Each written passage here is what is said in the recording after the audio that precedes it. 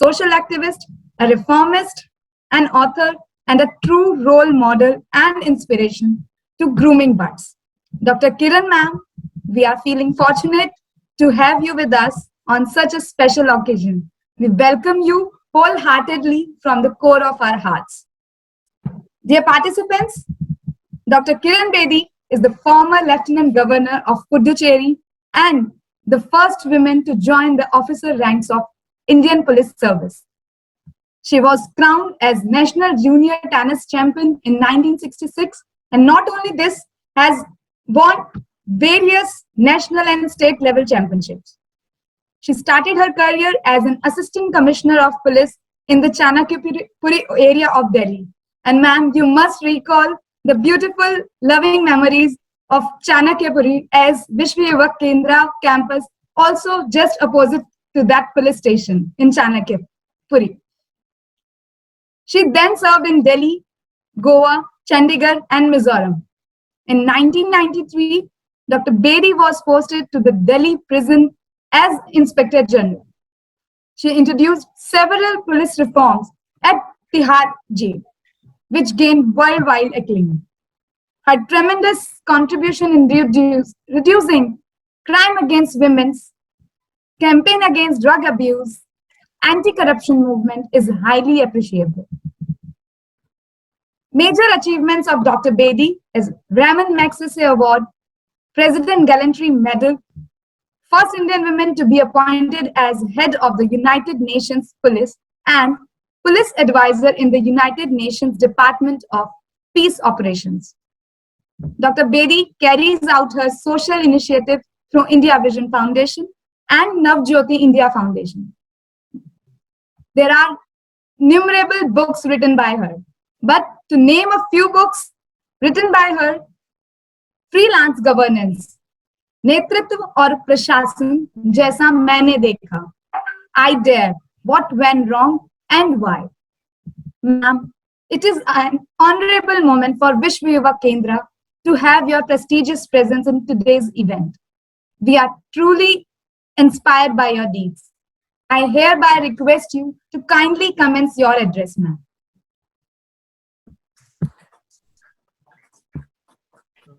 अपूर्वा जी, अभी मैम के ऑफिस से फोन आया था, मैम बस 1 मिनट में आ रही हैं, बस 1 मिनट में।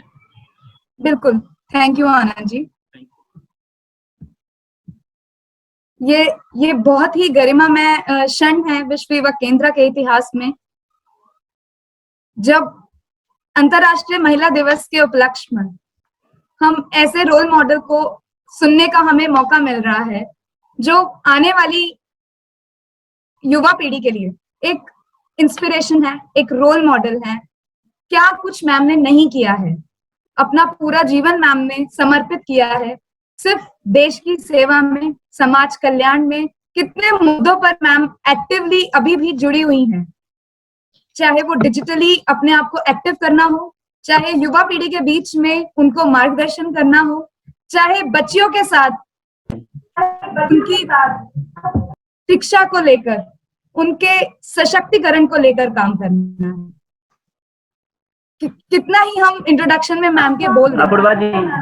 अपूर्वा जी मैडम आ चुकी हैं। जी सर। मैम, मैं आपसे रिक्वेस्ट करूंगी कि आज आप हम सभी को एड्रेस करें। अच्छा, अब आप मुझे बताओ कौन कौन है ऑडियंस में? बच्चे हैं, यूथ है, कौन है?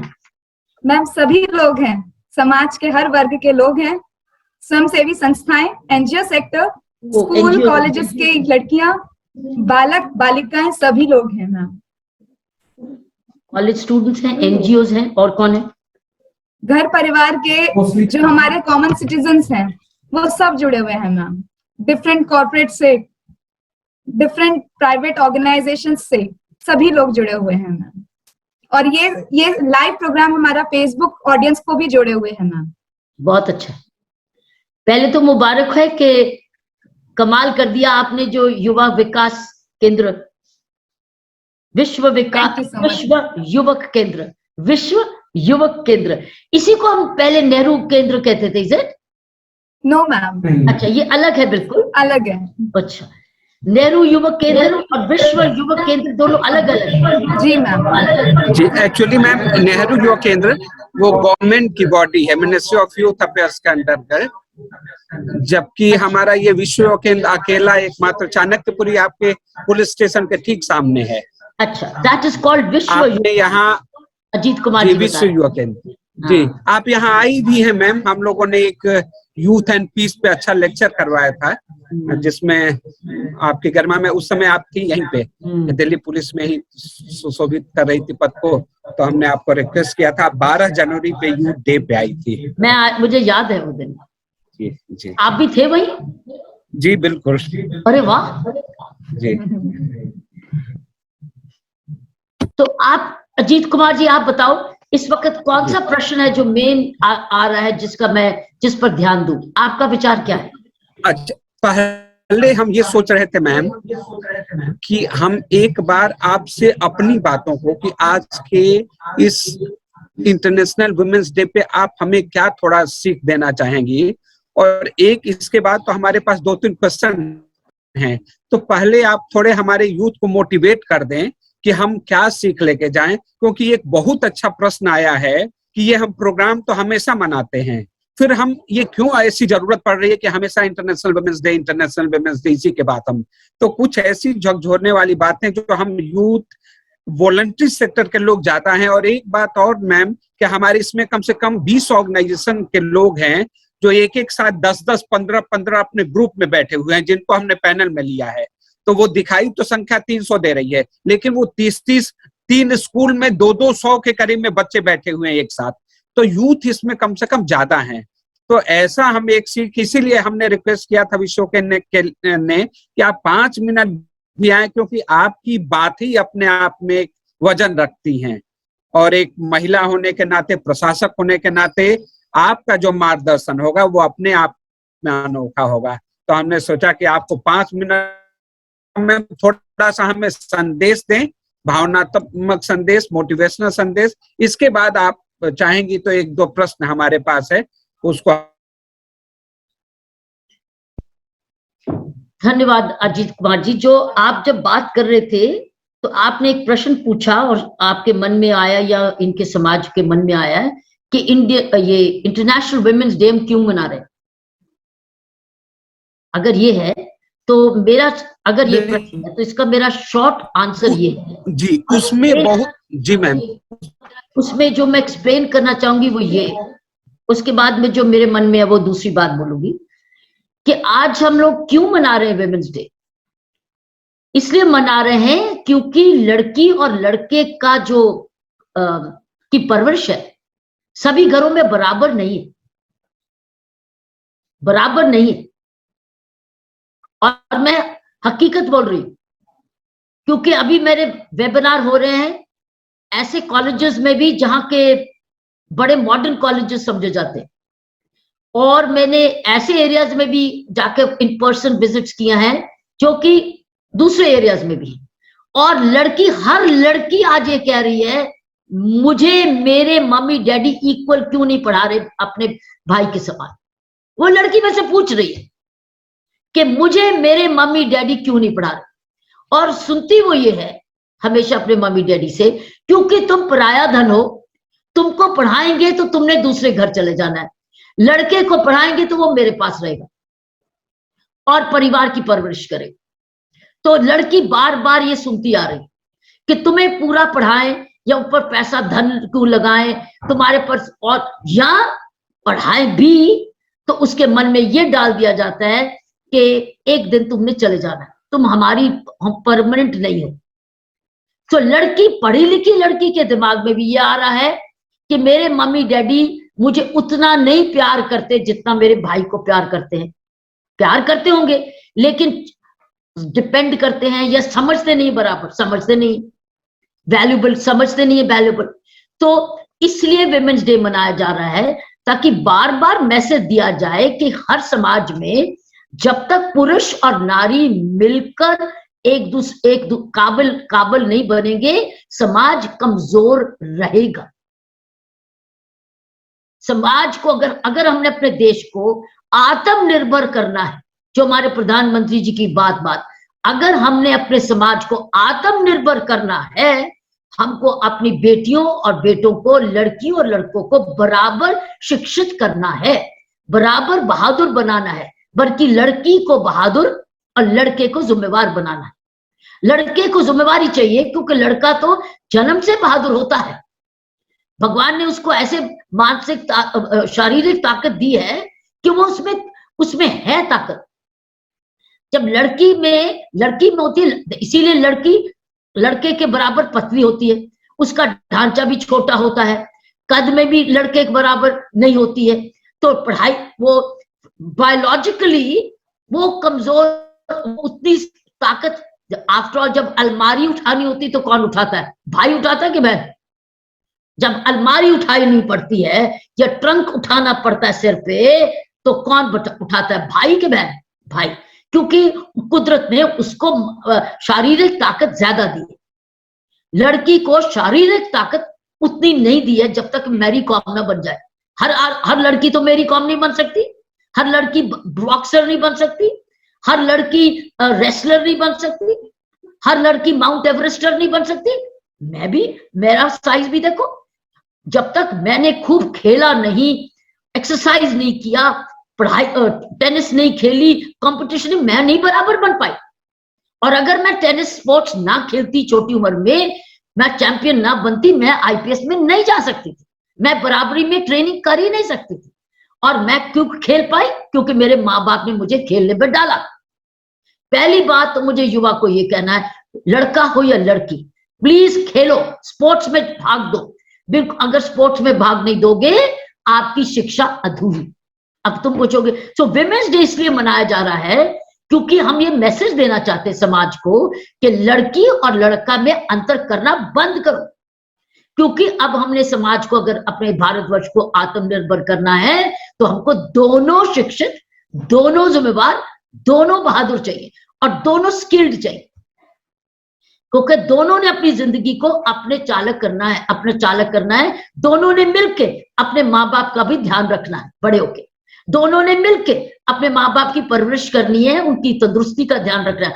आज आपके माँ बाप आपको पालन पोषण कर रहे हैं, बड़े होके आपने माँ बाप की देखरेख करनी है। तो कैसे करेंगे अगर आप दोनों जिन्हें मिलके लायक नहीं बनेंगे? सिर्फ लड़के पर क्यों जिम्मेवार रहे, लड़की क्यों नहीं भाग दे?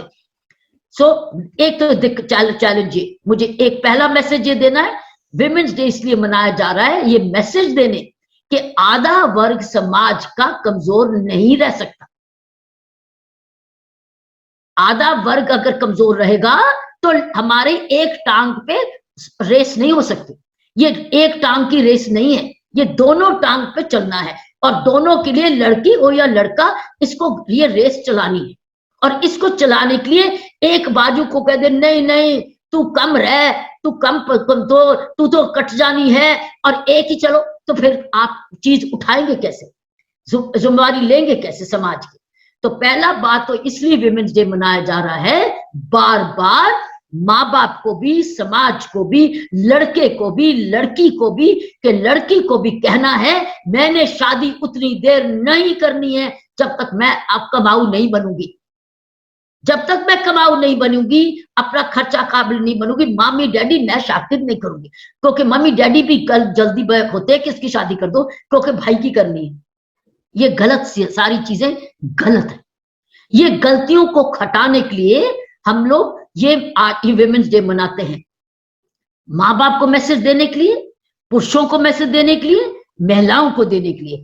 महिलाओं को ये है, मेरा एक मैसेज है, तुम ये ठान लो, पढ़ाई को करो पूरी, साथ में काम काज को सीखो, स्किल डेवलपमेंट सीखो। आप आजकल एनजीओ में, सरकार में, पॉलिटेक्निक में, पंचायतों में, जहां जहां स्किल है, स्कूलों में जहां जहां स्किल है, जाकर सीखो। कोई भी स्किल हो, आपने ये ठान लो कि मैंने बड़े होके अपनी कमाई, अपनी पॉकेट मनी और कमाई करनी है जैसे मेरा भाई करता है। नंबर 1 को मुझे भी बराबर बनना है। अगर हम लोग ये समझ जाएंगे तो ये विमेंस डे का मकसद हम हल होने लगेंगे। विमेंस डे का दूसरा मकसद ये है, लड़कों को ये मैसेज देना कि हम क्यों विमेंस डे मना रहे हैं। इसलिए क्योंकि कई लड़के जो गुमराह गलत रास्ते पे चले जाते हैं, वो महिलाओं की सुरक्षा पर आंच देते हैं। इसलिए लड़कियों को घर बैठा लेते थे ताकि लड़कों से बचाने के लिए, लड़कों को बचाने के लिए लड़की को स्कूल नहीं भेजते, कॉलेज नहीं भेजते, ताकि लड़का उसको छेड़ ना दे। और अगर उसको कोई छेड़ देगा तो शादी कैसे करेंगे, क्योंकि अफवाह उड़ जाएगी ये तो छेड़ी हुई है। तो ये दूसरा मैसेज है विमेंस डे का। पहला विमेंस डे लड़की के लिए, दूसरा मैसेज है लड़के के लिए कि तुमको जिम्मेवारी से बड़े होना है। विमेंस डे इसलिए मनाया जा रहा है क्योंकि लड़की को सुरक्षा, तो सुरक्षा के रास्ते में तो पुरुष है। अरे लड़की थोड़ी लड़की को छेड़ती है, लड़की को छेड़ती है कोई लड़की, लड़का छेड़ता है। और लड़के के मम्मी डैडी नहीं है क्या, लड़के के टीचर नहीं है क्या, वो क्यों नहीं उसको समझदार बनाते। मान लीजिए कोई लड़का छेड़ता है लड़की को और उसके मम्मी डैडी और स्कूल का नाम भी अखबार में आ जाए तो कैसा लगेगा आपको, बताइए बताइए आप लड़कों बताइए। अगर मम्मी डैडी, अगर लड़की को छेड़ा गया और लड़के के स्कूल का नाम भी आ गया अखबार में कि इस स्कूल से पढ़ा था, और उसके टीचर का नाम भी आ गया कि इस टीचर से पढ़ा था, और साथ में किस माँ बाप का है वो भी आ जाएगा, गांव का तो नाम आ जाता है कि इस गांव का है, गांव का नाम बदनाम नहीं होता। जब कोई लड़का छेड़ा हुआ गांव का नाम आता है तो वो उसको कुछ खुशी देता है, सारे गांव की निंदा होती है। सो सेकंड ये है कि ये हमारे लड़के और लड़कियां को जिम्मेवारी है, लड़की की जिम्मेवारी है मुझे भी बड़े होके अपने पांव पे खड़े होना है, मैंने किसी पर निर्भर नहीं करना है, मैंने अगर अपना घर चलाना है तो मैं भी अपना पूरा हिस्सेदार बनूंगी। और लड़का का ये है बड़े होके मैंने भी कमाना है और अपने घर को, अपने परिवार की परवरिश भी करनी है और अपने भारत को आत्मनिर्भरता की तरफ भी ले जाना है। सो लड़की हो या लड़का, दोनों मिलके लायक बने और भारतवर्ष को आत्मनिर्भरता की तरफ चले। आपको पता है अगर लड़की भी कमाने लग जाए 100%, भारतवर्ष अमीर हो जाएगा, अमीर हो जाएगा। हमारी गरीबी का मुख्य राज ये भी है क्योंकि हमारी जो आज 10% औरत या 20% औरत काम करती है, लेकिन मैं आपको बता दूं कई जगह तो बहुत ही अच्छा काम करती है। मैं पांडिचेरी से अभी 5 साल काट के आई हूं। पांडिचेरी की सारी इकोनॉमी, जो ग्रास रूट इकोनॉमी, सारी महिलाएं संभालती हैं। बहुत सारी परसेंटेज पांडिचेरी की दुख की वजह से परेशान है कि वो शराब पीती है, वो शराब पे पैसा खर्च देती। आदमी लोग, काफी सारे बच्चों के जो गवर्नमेंट स्कूल में बच्चे पढ़ते हैं उसके डैडी शराब पीते। मां मेहनत करती है, मां मेहनत करती है, मां सेल्फ हेल्प ग्रुप में रहती है, मां मनरेगा में जाती है, मां गांव में काम करती है, मां नर्सरी कराती है, मां सब्जी लगाती है, मां ऐसे कॉटेज इंडस्ट्री करती है और वो घर चलाती है। क्योंकि स्कूल फ्री है, सारा स्कूल फ्री, खाना फ्री, यूनिफॉर्म फ्री, किताबें फ्री, ट्रांसपोर्ट फ्री, बस भी फ्री। तो पापा लोग, पिता लोग समझते हैं सरकार का काम है। मां और, लेकिन मां और मम्मी डैडी घर में है ही नहीं बच्चे को समझाने के लिए कुछ। सो लड़के कई आवारा ड्रॉप आउट हो जाते हैं और ड्रॉप आउट होके राउडी बन जाते हैं, कोई ना कोई गंदी पॉलिटिकल ग्रुप में जुड़ जाते हैं, वहां से कमाने लगते हैं। मैंने ये अपनी आंखों से देखा। अगर हमने इसको बदलना है तो ये विमेंस डे का मतलब ही यही है, हर युवा अपनी अपनी जिम्मेवारी संभाले। इस देश में अगर हर लड़का रक्षक बने, रक्षक, तो मुझे ये बताओ कभी कोई लड़की छेड़ जाएगी हमारे देश में? बाद में नाम बदनाम कभी होगा? हमें कहा जाता है Delhi, India is the unsafest city for women. ये कहा जाता है भारतवर्ष ना महिलाओं के लिए सेफ नहीं है। कितनी शर्म की बात है। और जब हम लोगों को कहा जाता है कि भारतवर्ष में महिलाएं सेफ नहीं है, तो बताइए कौन लोग ने जो लड़की को छेड़ते? पुरुष लोग। तो बदनामी तो होगी ना युवाओं की, हर युवा की बदनामी नहीं होगी। तुम नहीं छेड़ते, तुम्हारा दोस्त छेड़ता है, तुमको दोस्त को ठोकना चाहिए। तुमने ये लड़की को क्यों छेड़ा, क्यों तुमने कसा कुछ? सो अब समझिए विमेंस डे का मनाने का मतलब है 2-3 मैसेजेस। एक तो पेरेंट्स को कि अपनी लड़की और लड़के को बराबर। दूसरा, दहेज बंद करो, दहेज लेना और देना बंद करो। ये महापाप है। इसलिए भी लड़की को वो बचा के रखते पढ़ाई से कि ऐसे पैसे बचा लो और उसकी शादी करनी। शादी के लिए वो लड़की का जीवन कुर्बान कर देते। लड़के के जन्म में और छोटी उम्र की लड़की से बच्चे जमा देते हैं। तो ये समाज बदल रहा है, ये समाज ये नहीं कि नहीं बदल रहा। अब हमारी लड़कियों की प्रोपोर्शन वापस ठीक हुई है। पहले लड़कियों की प्रोपोर्शन गिरती जा रही थी, पर 1000 पर महिलाएं 800 हो गई थी, अब तो वापस आ गई 900 से भी आगे। तो हमारी तुलना बेटर हो गई, क्योंकि इतने सारे अभियान लगे, लड़की बचाओ बेटा बचाओ, सब कुछ लड़की बचाओ लड़की पढ़ाओ आते रहे मैसेजेस कामयाब हुए। उसमें एनजीओ ने बहुत रोल प्ले किया, सरकार ने रोल प्ले किया, एनजीओ ने रोल किया, पेरेंट्स ने भी अपना योगदान दिया, तो बच के आ गए। अब ये सुधार हो गया, लेकिन बहुत सुधार करना है। तो मुझे यही कहना है, हमने विमेंस डे इसलिए मनाया है ताकि तीनों जने माँ बाप भी अपनी बेटी को attendance link not applicable for today. So मैं ये कह रही थी कि अपनी बेटियों को भी पढ़ाओ, अपने बेटों को जिम्मेवार बनाओ और आगे दहेज लेने और मांगने बंद करो। Is it okay? Okay. थोड़ा सा पंखा चलाओ, just switch on the fan little. और एक लास्ट बहुत बात कहनी, फिर आप अपना प्रश्न जो पूछना पूछ लीजिए, तो मेरे पास 5 मिनट और है। वो ये कि अब स्कूलों में नेशनल एजुकेशन पॉलिसी आ गई, उसमें स्किल डेवलपमेंट है, इसको शेप करते हुए समय लगेगा। लेकिन मेरी आपको प्रार्थना है कि हर युवा कोई ना कोई स्किल सीखे, पढ़ाई के साथ सीखे, चाहे वो काम छोटा हो या मोटा इस वक्त नहीं है।